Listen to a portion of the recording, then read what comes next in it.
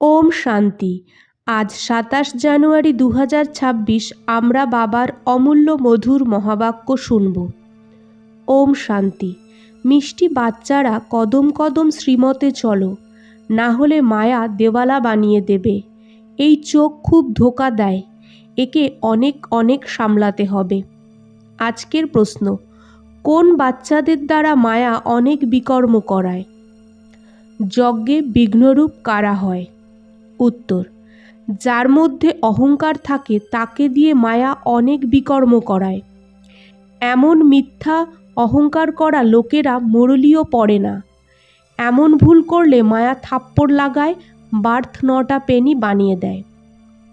যজ্ঞে বিঘ্নরূপ ও হয় যার বুদ্ধিতে পরচিন্তনের কথা থাকে। এটা খুব খারাপ অভ্যাস। ওম শান্তি। রুহানি বাচ্চাদের বাবা বুঝিয়েছে যে এখানে তোমরা বাচ্চারা এই চিন্তা করে বসো যে এটা বাবাও, টিচারও আর সুপ্রিম গুরুও। আর এটাও অনুভব করো যে বাবাকে মনে করতে করতে পবিত্র ধামে পৌঁছে যাব। বাবা বুঝিয়েছে পবিত্র ধাম থেকেই তোমরা নিচে নেমেছ। প্রথমে তোমরা শতপ্রধান ছিলে, তারপর শত রজ তমতে এসেছো। এখন তোমরা বোঝো যে আমরা নিচে পড়ে আছি। যদিও তোমরা সঙ্গম যুগে আছো, এটা তোমাদের জ্ঞানের দ্বারা জেনেছ। আমরা কলিযুগ থেকে নিজেকে কিনারা করে নিয়েছি। এরপর যদি আমরা শিব বাবার ইয়াদে থাকি তো শিবালয় বেশি দূর নয়। শিব বাবাকে ইয়াদ করো না তো শিবালয় অনেক দূর। শাস্তি পেতে হয়তো অনেক দূর হয়ে যায়, তো বাবা বাচ্চাদের বেশি অসুবিধা দেয় না। এক তো বারবার বলে মনসা বাচা কর্মনা পবিত্র হতে হবে। এই চোখ ও খুব ধোঁকা দেয়, অনেক সামলে চলতে হবে। বাবা বুঝিয়েছে যে ধ্যান আর যোগ একদম আলাদা। যোগ অর্থাৎ ইয়াদ মানে বাবাকে মনে করা। চোখ খুলেই ইয়াদ করতে পারো। ধ্যানকে যোগ বলা যাবে না। ধ্যানে যায় তো তাকে না জ্ঞান না যোগ বলা যাবে। ধ্যানে যাওয়া লোকের ওপর মায়া অনেক আঘাত করে। এই জন্য এ ব্যাপারে খুব সতর্ক থাকতে হবে। বাবার কায়দা অনুসারে ইয়াদ চাই। কায়দার বিরুদ্ধে যে কোনো কাজ করলে একদম মায়া ফেলে দেবে। ধ্যানের কোনো ইচ্ছাও কখনো রাখা উচিত নয়। ইচ্ছা মাত্রই অবিদ্যা। তোমাদের কোনো রকম ইচ্ছা রাখলে চলবে না। বাবা তোমাদের সব ইচ্ছা চাওয়ার আগেই পূরণ করে দেয়, যদি বাবার আজ্ঞায় চলো তো। যদি বাবার আজ্ঞার উল্লঙ্ঘন করে উল্টো রাস্তা নাও তো হতে পারে স্বর্গে যাওয়ার বদলে নরকে পড়ে যাও। অনেককে জ্ঞান দেওয়া, ভোগ লাগানো বাচ্চারা আজকে নেই, কারণ কায়দার উল্লঙ্ঘন করেছে, তাই পুরো মায়াবী হয়ে গেছে। ডিটি হতে হতে ডেভিল হয়ে যায়। এই জন্য এই পথে অনেক খবরদার থাকতে হয়। নিজের ওপর কন্ট্রোল রাখতে হবে। বাবা বাচ্চাদের সাবধান করতে থাকে, শ্রীমতের উল্লঙ্ঘন করো না। অসুরি মতে চলেই তোমাদের উতরতি কলা হয়েছে। কোথা থেকে একদম কোথায় পৌঁছে যাও, একদম নিচে পৌঁছে গেছো। যখনই শ্রীমতে চলনি, বেপরোয়া হয়ে গেছো, তখনই পদভ্রষ্ট হয়ে যাও। বাবা কালকেও বুঝিয়েছে যে যা কিছু শ্রীমতের আধার ছাড়া করো তো খুব ডিসসার্ভিস করো। শ্রীমত ছাড়া করবে তো পড়তেই থাকবে। বাবা শুরুতে মাতাদের নিমিত্ত রেখেছে, কারণ কলসি মাতারাই পায়। বন্দে মাতারাম গাওয়াও হয়। বাবাও মাতাদের নিয়ে এক কমিটি বানিয়েছিলেন, ওনাদের ওপর সব ছেড়ে দিয়েছিলেন। এরা বিশ্বাসযোগ্য হয়। পুরুষরা বেশিরভাগ সময় দিওয়ালা মেরে দেয়, তাই বাবাও কলসি মাতাদের ওপর রাখে। এই জ্ঞানমার্গে মাতারাও দেওয়ালা মারতে পারে। পদ্মাপদম ভাগ্যশালী যে হবে সেও মায়ার কাছে হেরে দেওয়ালা মারতে পারে। এতে স্ত্রী পুরুষ দুজনেই দেওয়ালা মারতে পারে। দুনিয়ায় তো পুরুষরা কেবল দেওয়ালা মারে, এখানে তো দুজনাই দেওয়ালা মারে। কত হেরে চলে গেছে। বাবা বসে বোঝায় ভারতবাসী পুরো দেওয়ালা মেরেছে। মায়া কত জবরদস্ত।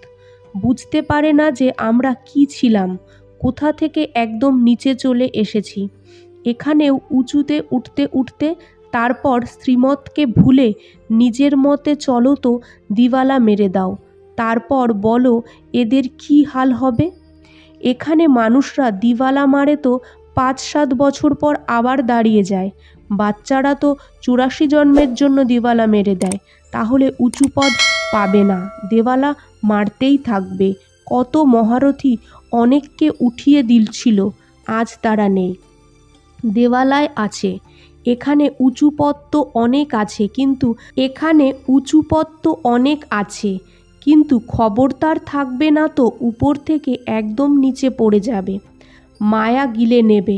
বাচ্চাদের অনেক অনেক খবরদার হতে হবে। নিজের মতে কমিটি বানানো, এতে কিছু নেই। বাবার সাথে বুদ্ধিযোগ রাখো, যার থেকেই শতপ্রধান হবে। বাবার হয়ে বাবার সাথে যোগ না লাগিয়ে শ্রীমতের উল্লঙ্ঘন করো তো একদম পড়ে যাও, কানেকশান ছিঁড়ে যায়, লিঙ্ক ছিঁড়ে যাবে। লিঙ্ক ছিঁড়ে যায় তো চেক করতে হবে মায়া আমাকে কত বিরক্ত কেন করছে। চেষ্টা করে বাবার সাথে লিঙ্ক জুড়তে হবে, না হলে ব্যাটারি চার্জ কিভাবে হবে। বিকর্ম করার কারণে ব্যাটারি ডিসচার্জ হয়ে যায়, উঁচুতে চড়তে চড়তে পড়ে যায়।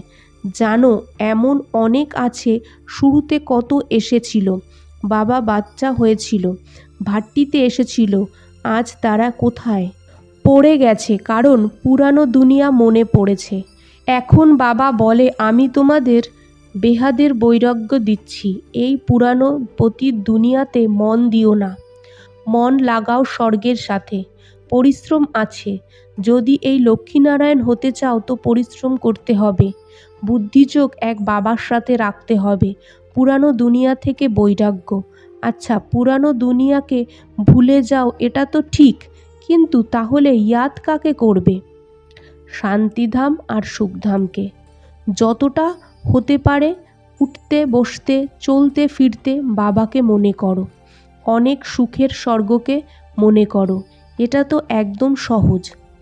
যদি এই দুটো আশা থেকে উল্টো চলো তো পদভ্রষ্ট হয়ে যাও। তোমরা এখানে এসেছই নর থেকে নারায়ণ হতে।